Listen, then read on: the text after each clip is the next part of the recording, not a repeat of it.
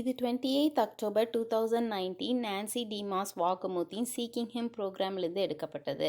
இன்றைய தலைப்பு மன்னிப்பு மற்றும் கசப்பு. அதில் கசப்பு குறித்து பார்ப்போம். சகல விதமான கசப்பும் உங்களை விட்டு நீங்க கடவது அப்படின்ட்டு அப்போஸ்தலனாகிய பரிசுத்த பவுல் எபேசியருக்கு எழுதின புஸ்தகத்தில் 4வது அதிகாரம் 31வது வசனத்தில் சொல்கிறாரு.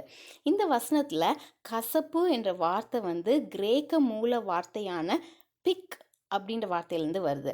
அதோட அர்த்தம் என்ன அப்படின்னு நம்ம பார்த்தோம்னா குத்துவது இல்லைன்னா வெட்டுவது அப்படின்றது அர்த்தம். அப்போ பிக்குனா கூர்மையான முனையுள்ள பொருள் இல்லைன்னா மிகவும் கசப்பான சுவையை குறிக்குது. சரியா? இப்போவும் நம்ம வாழ்க்கையில் நம்மளை யாராவது அநியாயமாக வேதனைப்படுத்தி கஷ்டப்படுத்தி இருந்தாங்கன்னா அவங்கள ஒரு நிமிஷம் யோசித்து பார்ப்போம். அந்த நபரை நம்ம இன்னும் மன்னிக்கல அப்படின்னா அவங்கள குறித்து நம்ம நினைக்கும் போதே யாரோ நம்மளை ஒரு கூர்மையான முனையுள்ள பொருளை கொண்டு நம்மளை குத்துற மாதிரி உணர்றோம். இல்லைன்னா ஒரு மிகவும் கசப்பான சுவையுள்ள உணவை நம்ம சாப்பிட்ற மாதிரி உணர்றோம். அப்படிப்பட்ட கசப்பை தான் பரிசுத்த பவுல் அந்த வசனத்தில் சொல்கிறாரு.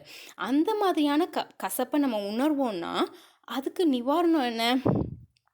சகல விதமான கசப்பும் உங்களை விட்டு நீங்க கடவுது அப்படின்ட்டு எபேசியர் 4வது அதிகாரம் 31வது வசனத்தில் சொல்கிறாரு. அப்படின்னா கசப்பை நம்ம நீக்கணுமா? அதை எப்படி நீக்க முடியும்? அதுக்கு அடுத்த வசனத்தில் சொல்கிறாரு. என்ன சொல்கிறாரு? ஒருவருக்கொருவர் தயவாயும் மன உருக்கமாயும் இருந்து கிறிஸ்துவுக்குள் தேவன் உங்களுக்கு மன்னித்தது போல நீங்களும் ஒருவருக்கொருவர் மன்னியுங்கள் அப்படின்ட்டு எபேசியர் 4வது அதிகாரம் 32வது வசனத்தில் சொல்கிறாரு. என்ன சொல்கிறாரு?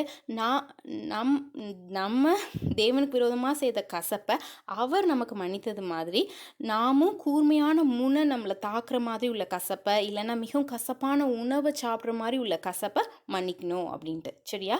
இப்போ ஒரு சின்ன ஜெபம் செய்வோமா? அன்புள்ள ஆண்டவரே, நாங்கள் உமக்கு விரோதமாக செய்த கசப்பெல்லாம் நீங்கள் எங்களுக்கு மன்னித்ததுக்காக உண்மை நன்றியோடு துதிக்கிறோம் ஐயா.